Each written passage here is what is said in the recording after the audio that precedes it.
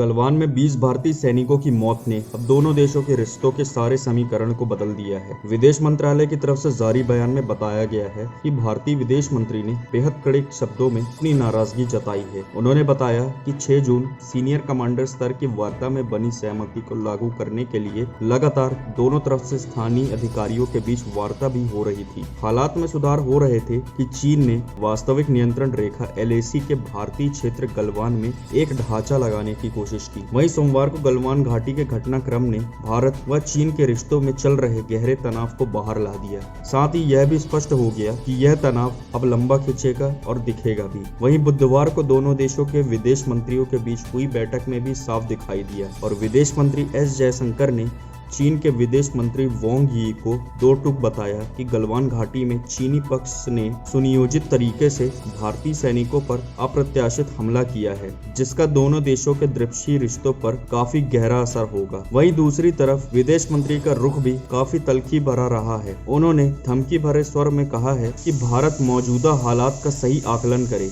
उम्मीद की बात बस यह है कि दोनों तरफ से जारी बयान में अंत में यह कहा गया है कि वे हालात को संभालेंगे व शांति बहाली के साथ 6 जून 2020 को दोनों देशों के बीच सैन्य स्तरीय बातचीत में बनी सहमति का पालन करेंगे। बता दें कि जयशंकर व वांग दो ऐसे विदेश मंत्री हैं जो वर्षों से एक दूसरे को जानते हैं और लगातार संपर्क में भी रहते हैं। इसके बावजूद इनके बीच जिस तरह से गर्मा गर्मी बातचीत हुई वह द्विपक्षीय रिश्तों में आए नए मोड़ को बताता है। वहीं चीन ने सुनियोजित तरीके से कुछ ऐसे कदम उठाए जिसकी वजह से हिंसा हुई और लोगों को जान गंवानी पड़ी। यह चीन की तरफ से यथास्थिति बनाए रखने की बनी सहमति का उल्लंघन करने की कोशिश है। जयशंकर ने वांग यी को बताया कि अब यह चीन की जिम्मेदारी है कि वह हालात सुधारने के लिए कदम उठाए ताकि जो सहमति बनी है उसका पालन किया जा सके। दूसरी तरफ चीन के विदेश मंत्रालय की तरफ से जारी बयान में कहा गया है कि विदेश मंत्री ने जयशंकर को बताया कि भारतीय सैनिकों ने ही पूर्व में बनी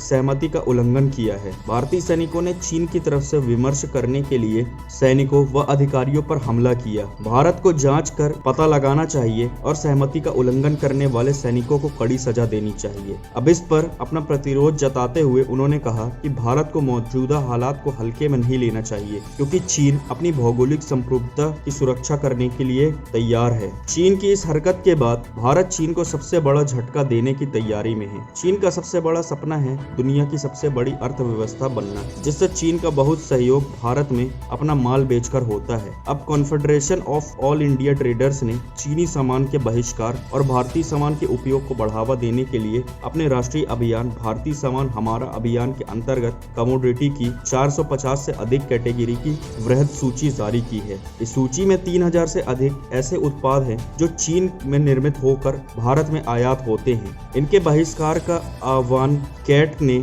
अपने अभियान के प्रथम चरण में ही किया है। कैट ने दिसंबर 2021 तक भारत द्वारा चीन से आयात में लगभग 1 लाख करोड़ रुपए की कमी करने का लक्ष्य रखा है। इस बयान में आगे चीन के नरम पक्ष को रखा गया है कि किस तरह दोनों देशों में 1 अरब से ज्यादा की आबादी रहती है और इनके विकास पर ध्यान देने की जरूरत है और एक दूसरे की मदद ही सही रास्ता है। दोनों देशों के शीर्ष नेताओं के बीच बनी सहमति के आधार पर सीमा पर शांति बहाली के लिए सामूहिक कदम उठाए जाने चाहिए। सीमा विवाद सुलझाने के लिए विशेष प्रतिनिधि स्तर की बातचीत को भी आगे गंभीरता से बढ़ाने की जरूरत है। दोनों देशों की तरफ से जारी बयान में अंत में ये कहा गया है कि गलवान घाटी में जो गंभीर हालात पैदा हुए उनका आपसी सहमति से समाधान किया जाएगा और घटना स्थल पर हालात को जल्द से जल्द सामान्य किया जाएगा। वहीं 6 जून को बनी सहमति को लागू किया जाएगा और हालात को बिगाड़ने की कोशिश नहीं की जाएगी। अब अगर भारत चीन के सामान का सुनियोजित तरीके से बहिष्कार करता है तो इस स्थिति में चीन को बहुत बड़ा